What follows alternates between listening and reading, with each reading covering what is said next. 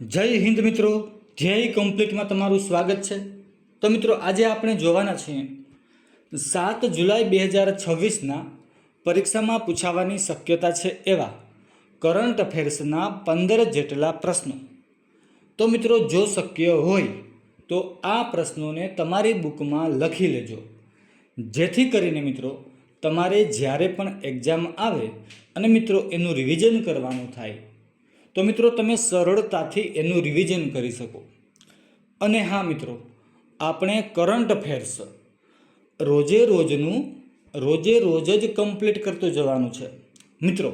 આમ કરવાથી તમને ફાયદો શું થશે તો કે મિત્રો તમારે જ્યારે પણ એક્ઝામ આવશે ત્યારે કરંટ અફેર્સ તમારે કમ્પ્લીટ હશે। અને મિત્રો આ સમયે તમારે કરંટ અફેર્સ બીજે ક્યાંય પણ ગોતવા જવાની જરૂર નહીં પડે। ત્યારે મિત્રો તમારે માત્ર ને માત્ર એનું રિવિઝન જ કરવાનું રહેશે। અને જો મિત્રો તમે કરંટ અફેર્સની બુક તમારી રીતના તૈયાર કરેલી હશે તો મિત્રો એ તમને વાંચવામાં ખૂબ જ સરળ રહેશે અને યાદ પણ જલ્દીથી રહી જશે। તો ચાલો મિત્રો હવે વધારે સમય ન બગાડતા પ્રશ્નોની શરૂઆત કરીએ। પણ એ પહેલાં જો હજી સુધી તમે આપણી ચેનલને સબસ્ક્રાઈબ નથી કરી તો ચેનલને સબસ્ક્રાઈબ કરી દો અને આ વિડીયોને તમારા દરેક મિત્રોને શેર કરી દો। તો ચાલો મિત્રો હવે પ્રશ્નોની શરૂઆત કરીએ। પ્રશ્ન પહેલો જોઈએ, મહિલાઓ માટે કઈ mobile application digital India corporation સંસ્થા દ્વારા બનાવવામાં આવી છે? તો મિત્રો એ છે સી લિપ્સ।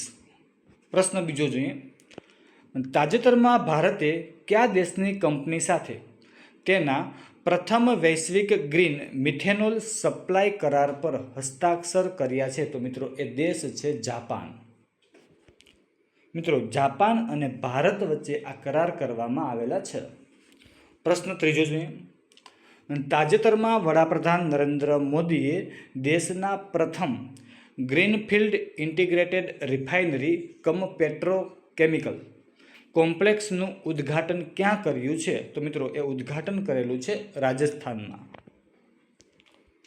પ્રશ્ન ચોથો જોઈએ, આઈસીસી મેન્સ ઇન્ટરનેશનલ બેટિંગ રેન્કિંગમાં વિશ્વમાં નંબર 1 સ્થાન કોણે મેળવ્યું છે? તો મિત્રો એ છે ઈશાન કિશન।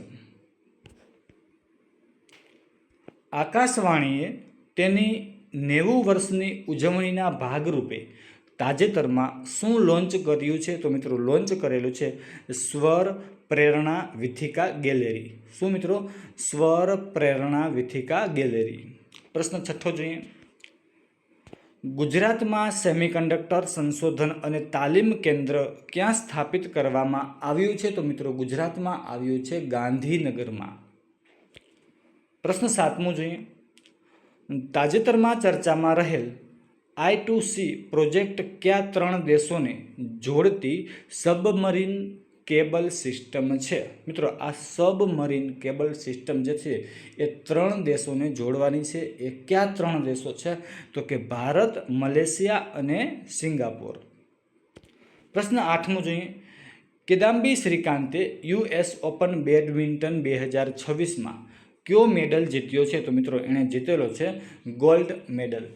મિત્રો પ્રશ્ન પૂછવામાં આવે કે કિદામ્બી શ્રીકાંત કઈ રમત સાથે સંકળાયેલા છે? તો મિત્રો આપણે એ યાદ રાખવાનું છે કે એ બેડમિન્ટન સાથે સંકળાયેલા છે। પ્રશ્ન નવમો જોઈએ, હેલિકોપ્ટર ઓપરેશન માટે મંજૂર કરાયેલી પિન્સ પ્રક્રિયા ભારતની કઈ સેટેલાઇટ નેવિગેશન સિસ્ટમ પર આધારિત છે? તો મિત્રો એ સિસ્ટમ છે ગગન સેટેલાઇટ નેવિગેશન સિસ્ટમ। પ્રશ્ન 10મો જોઈએ, સેબીએ ડિબેન્ચર ટ્રસ્ટીશીપ ફ્રેમવર્કની સમીક્ષા કરવા માટે કોના અધ્યક્ષપદે નિષ્ણાંત જૂથની રચના કરી છે?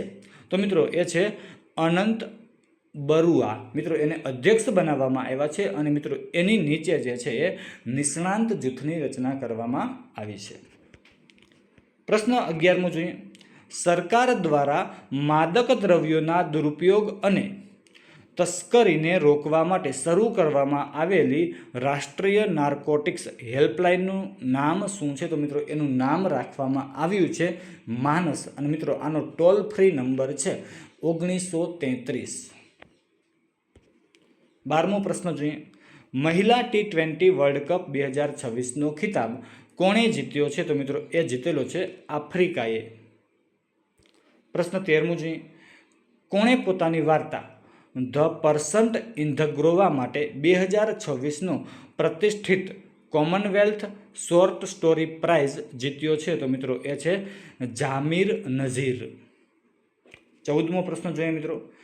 જમીનના સચોટ સર્વે અને સીમાંકન માટે ડીજી રોવર અભિયાન કયા રાજ્યએ શરૂ કર્યું છે? તો મિત્રો એ રાજ્યનું નામ છે ઉત્તર પ્રદેશ. મિત્રો છેલ્લો પ્રશ્ન જોઈએ. ભારત સરકારે આયુષ્યમાન ભારત PMજય એટલે કે પ્રધાનમંત્રી જન આરોગ્ય યોજના માટે ક્યુ સત્તાવાર વોટ્સએપ ચેટબોટ લોન્ચ કર્યું છે? તો મિત્રો એ છે આયુષ્યમાન સારથી. તો મિત્રો આ હતા 7 જુલાઈ 2026ના પરીક્ષાલક્ષી કરંટ અફેર્સના પ્રશ્નો.